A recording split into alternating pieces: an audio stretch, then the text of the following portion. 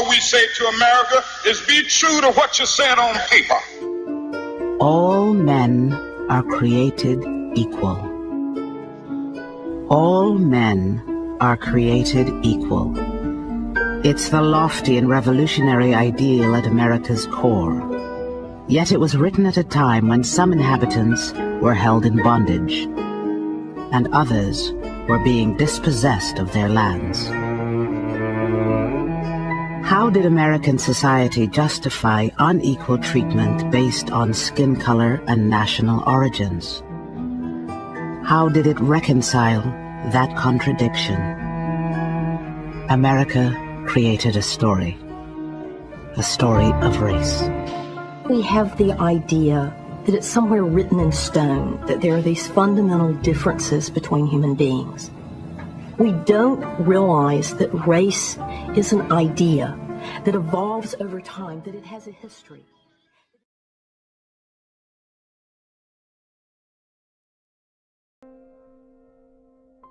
Because if you know the history of the whole concept of whiteness, if you know the history of the whole concept of the white race, where it came from and for what reason, you know that it was a trick, and it's worked brilliantly.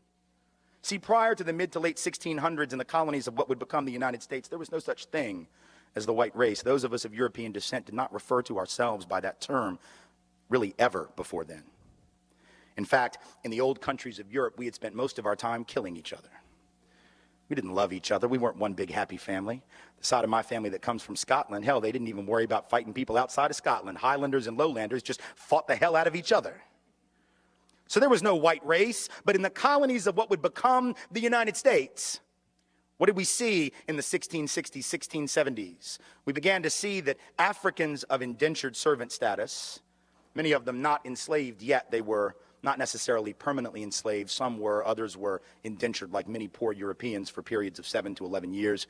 They could work off their indenture and then they would be free labor technically.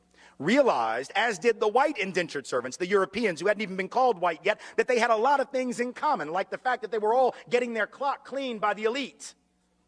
And so they would get together more than our history books taught us to foment rebellion against the elite, to try to get a better deal for themselves on the basis of economic necessity and economic justice. And what did the elite do? When you see that you're outnumbered by black and white folks who are penniless, landless, peasants, you have to do one of two things. You either have to kill them all, but you can't do that because who's going to work? Rich folks weren't going to. They had to get poor people to work. The whole point was to be a person of leisure back in those days. That was the goal, was not to work. So you couldn't kill them all. You didn't want to kill them all. You had to do the work yourself. You had to build your own levee, build your own house. No. Pick your own tobacco, harvest your own cotton. No, we're not going to do any of that. So you can't kill them, but you can co-opt them. And so the elite in Virginia, for example, in the colony, begins to give certain carrots to people of European descent, saying things like, you know, we're going to let you own a little land. Not much, but just a little. And we're going to get rid of indentured servitude. Now you're free labor. And by the way, once you're free labor, you get 50 acres of land. Just because you're free labor, see? So we're going to cut you in on this deal. We're going to let you enter into contracts. We're going to let you testify in court. And here's the best of all. We're going to put you on the slave patrol to keep those people in line, right? The idea was you're still going to get your clock clean. We still don't like you.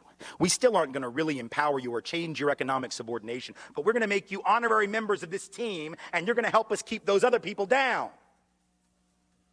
And so they got a little taste of power, and it did effectively divide and conquer those coalitions. Those rebellions began to stop almost instantly. Fast forward to the Civil War era, you have rich white folks in the South, where I come from, standing up and openly admitting that the reason they're prepared to secede from the Union, and the only reason they ever articulated publicly, ever, was to maintain and extend slavery and white supremacy not only where it already existed, but into the newly acquired, that is to say, stolen territories from Mexico to the west. That was what they said. Now we lie about it. We say it wasn't about slavery, that it was about states' rights. Yes, the right of the states to keep and maintain slaves, exactly.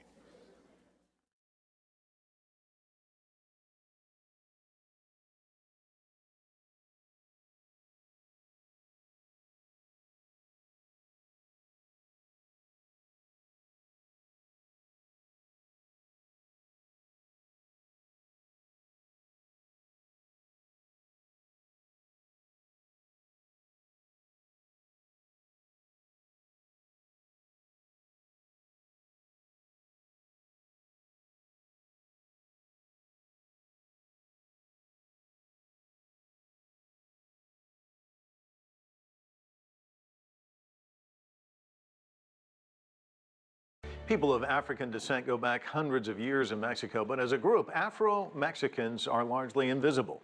A 2015 census is changing that. CCTV's Frank Contreras has insight from Mexico's southern state of Oaxaca. Among Afro-Mexican communities here on the Pacific coast of Mexico's Oaxaca state, this dance is symbolic. Locals say the devils represent the growing power of African descendants in this part of Latin America. It's a history that's beginning to gain global attention. The presence of Africa here in Oaxaca state is one of the lesser-known aspects of the vast cultural diversity in this region, one of the most culturally diverse in all of Latin America. Last year, for the first time, the government conducted an interim census asking Mexicans, based on your culture, history, and traditions, do you consider yourself black, meaning Afro-Mexican or Afro-descendant? And nearly 1.4 million people responded, yes. Afro-Mexican communities exist here in Oaxaca state's Costa Chica region, the neighboring state of Guerrero, and Veracruz state, among others. An Afro-Mexican leader from Pinotepa Nacional says, as a nation, Mexico is much more than just a mixture of Spanish and indigenous people. We believe that the whole world should know that in the colonial era, Mexico was an entry point for African slaves. Our ancestors were forcibly brought here under slavery.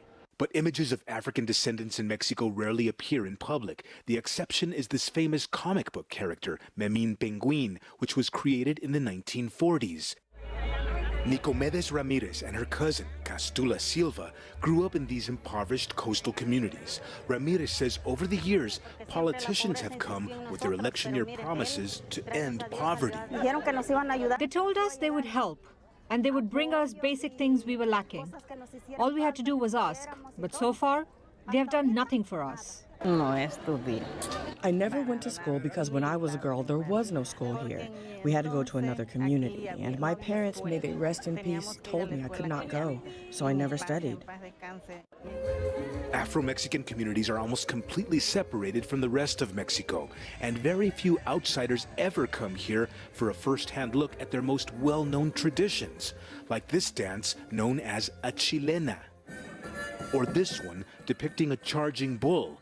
Mexico's national constitution is the only one in Latin America that does not specifically mention the existence of citizens of African descent. Afro-Mexican authorities say they're planning to take legal action and change the constitution so that it includes them. By having no presence in the Mexican Constitution, there is no public policy that protects our rights and necessities. We, as Afro-Mexicans, like many indigenous Mexicans, live in regions of extreme marginalization. Constitutional recognition would finally give them access to medical services, educational grants, and social security benefits.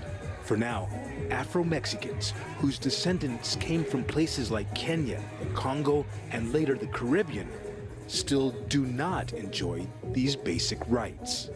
Frank Contreras, CCTV, on the Costa Chica in Mexico's southern state of Oaxaca.